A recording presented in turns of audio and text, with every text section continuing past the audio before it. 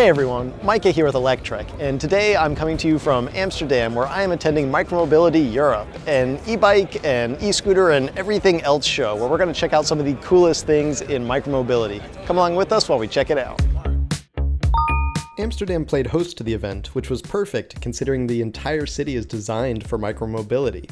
I didn't get in a car once during my stay, instead using a combination of trains from the airport, ferries in the city, both walk-on and ride-on ferries, and bikes to get around, plus a good old pair of shoes, thanks to a beautifully walkable city design.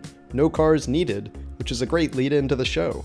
The Micromobility Europe event includes companies from all over the continent and, in fact, all over the world.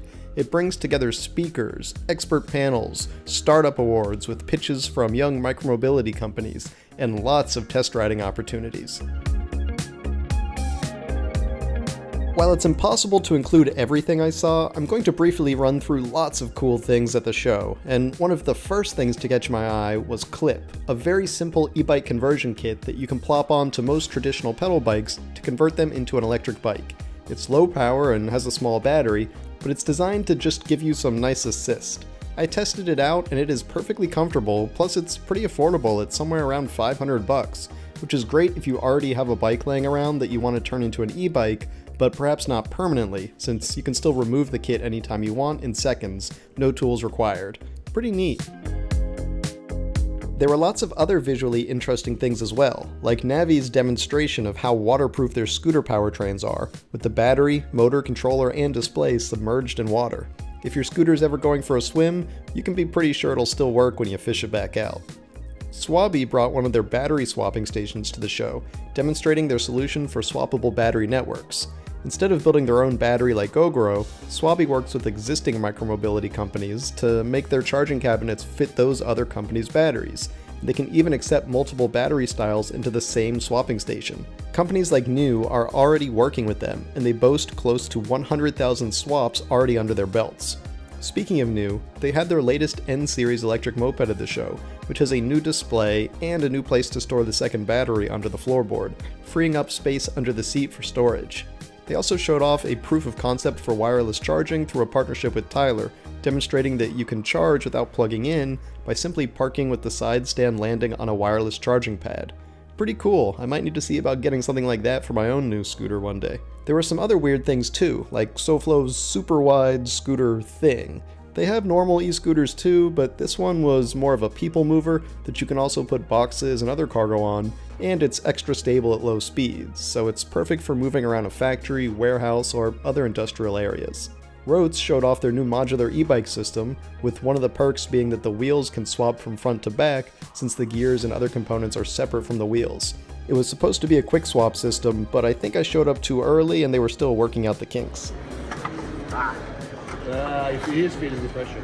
Yeah, Inokeem's Israeli scooters were on display, showing off a higher-end yet pricier way to build scooters that are designed to last. Though we saw plenty of other more affordable options, like one of the market leaders, Segway, who was also showing off their new e-bikes in addition to their e-scooters. And speaking of scooters, check this thing out. I don't know what it is, since I don't think the company was actually attending the show as much as they just sort of showed up in the parking lot with their treadmill scooter thing, but boy is that eye-catching.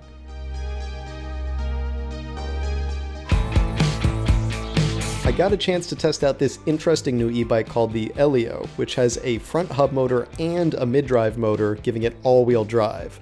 As a speed pedelec that goes up to 28 miles per hour or 45 kilometers per hour, it was a pretty awesome ride, though a bit heavy too. Man, we are all over the place here, and back to scooters now, though this time with 3 wheels. The Taito is a leaning 3-wheeled electric scooter, and I was amazed at just how quickly I was able to pick up the ride characteristics. Some 3-wheelers take longer to get used to, but I felt quite comfortable on this thing after 20 seconds or so of playing around on it. Adding one more wheel and jumping up a couple of weight classes brings me to the Microlino, which is an awesome looking electric microcar, a class of vehicles that are referred to as quadricycles in Europe. I got to take it for a test drive in the parking lot, which started with experiencing the interesting front entry. It's quite a bit more powerful than I was expecting, and it can even get up to around 90 kilometers an hour or 55 miles per hour, though I didn't get going nearly that fast in the parking lot. This is definitely one that I want to get the chance to test out in more depth, which I can hopefully do soon since they're already producing them, recently celebrating the 1000th model rolling off the line. But what won't be in production anytime soon is the Hilo scooter. It's an interesting design for something that can fold up to be ultra compact, but the company says they're probably 18 months or so away from commercialization after just releasing the design at the show. Joyride, on the other hand, they're already operating, and if you ever wanted to start your own scooter share, they can help you do it with their software. I could take on Lime and Bird with my own Mica share, though I think I'll just stick with the nice socks. Up next is an industrial-looking e-bike from a company known as Async. Not to be confused with the similarly named boy band NSYNC, Async has started delivering these moped-style e-bikes and is ramping up operations. Having sat on one myself, I can tell you that the seat is more comfortable than it looks because the padding actually goes down into the tube. It's not just a yoga mat stretched over an aluminum tube like it looks. If you want a bit more of a traditional looking bike though, you'll want to check out Ampler. These European-made e-bikes don't even look like electric bikes. That's how stealthily designed they are. I borrowed one for the time I was in Amsterdam and loved it. I was on the Ampler Stellar, but they have plenty of models that offer a comfortable ride like mine, or a sporty or more aggressive seating position for slicing through the city, like this slick-looking purple Kurt. If you'd prefer smaller wheels though, Ampler's spiritually sister company Ica was there. They share the same local factory, but are very different vehicles.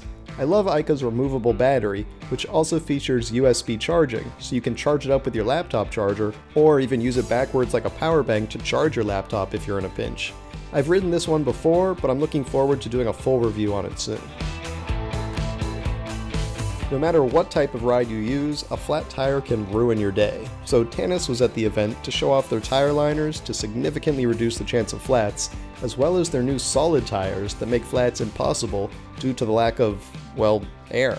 Both are great solutions if you don't want to deal with a flat tire anymore, though the tire liners will still give you inner tubes for a slightly more cushioned ride than the solid tires. The show wasn't just about visiting company booths and testing new rides, it was also a chance to see new startups pitch their companies. I even got to serve as a judge for a couple categories of the Startup Awards.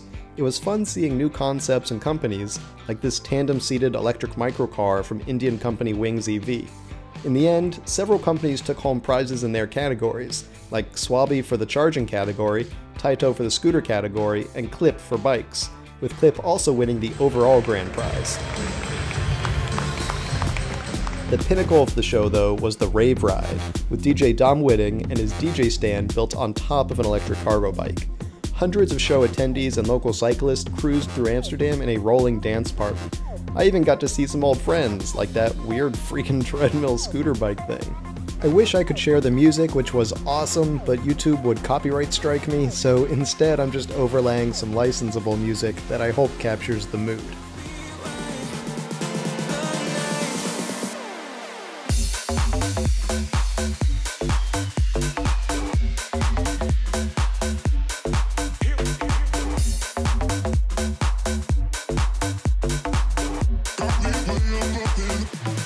It was a once-in-a-lifetime experience though. I'm so glad I got to be a part of it. The show will be coming to the US later this fall for Micromobility America. I don't think they'll have the Rave Ride in San Francisco, but they should have plenty more to keep attendees busy.